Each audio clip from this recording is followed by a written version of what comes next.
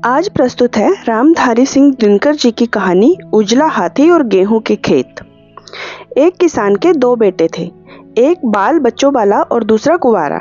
मरने से पहले किसान ने अपनी जायदाद दोनों बेटों में बांट दी और जब वह मरा उसके मन में ये संतोष था कि भाइयों के बीच कोई झगड़ा नहीं होगा।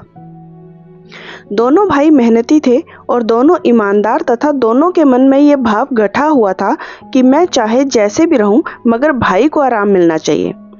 दोनों भाइयों ने रबी की फसल खूब डटकर उपजाई और बैसाख में दोनों के खलिहान गेहूं के बोझों से भर गए।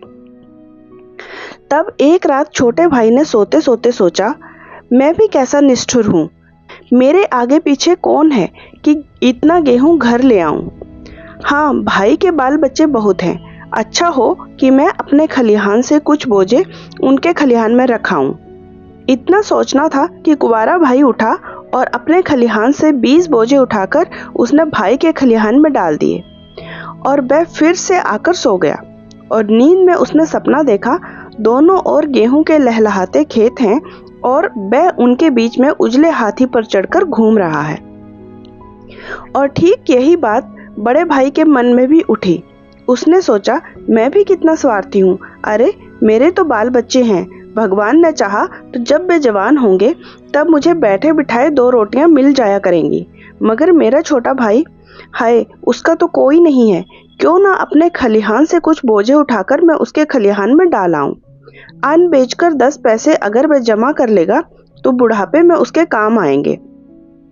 और वह भी दौड़ा दौड़ा खलिहान में पहुंचा और अपने ढेर में से 20 बोझे उठाकर उसने छोटे भाई के खलिहान में मिला दिए और घर आकर वह खुशी खुशी सो गया।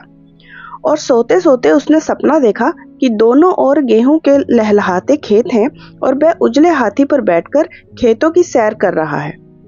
और भोर में उठकर छोटा भाई खलिहान पहुंचा, तब वह भी ये देखकर दंग रह गया कि उसके बोझों में 20 कम नहीं हुए हैं।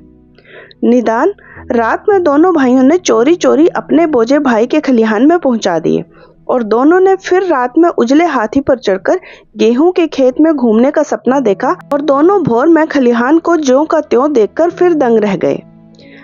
ये खेल कई रात चला। आखिर एक रात दोनों चोर जब अपने अपने खलिहान से बोझ उठाए भाई के खलिहान की ओर जा रहे थे, दोनों एक दूसरे से टकरा गए और दोनों ने बोझ फेंककर एक दूसरे को कसकर पकड़ लिया और दोनों आनंद के मारे रोने लगे। खलिहान में बोझों की संख्या क्यों नहीं घटती थी, यह रहस्य एक क्षण में खुल गया। इसमें कोई संदेह नहीं कि ये आनंद आंसुओं में भी बोल सकता था।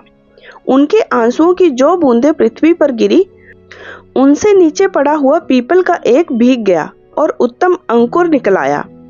अब उस खलिहान की जगह पर पीपल का एक बड़ा वृक्ष लहराता है और जो भी राही उसके नीचे सुस्ताकर सो जाता है वह सपना देखता है कि दोनों ओर गेहूं के खेत लहलहाते हैं और वह उनके बीच उजले हाथी पर चढ़कर घूम रहा है।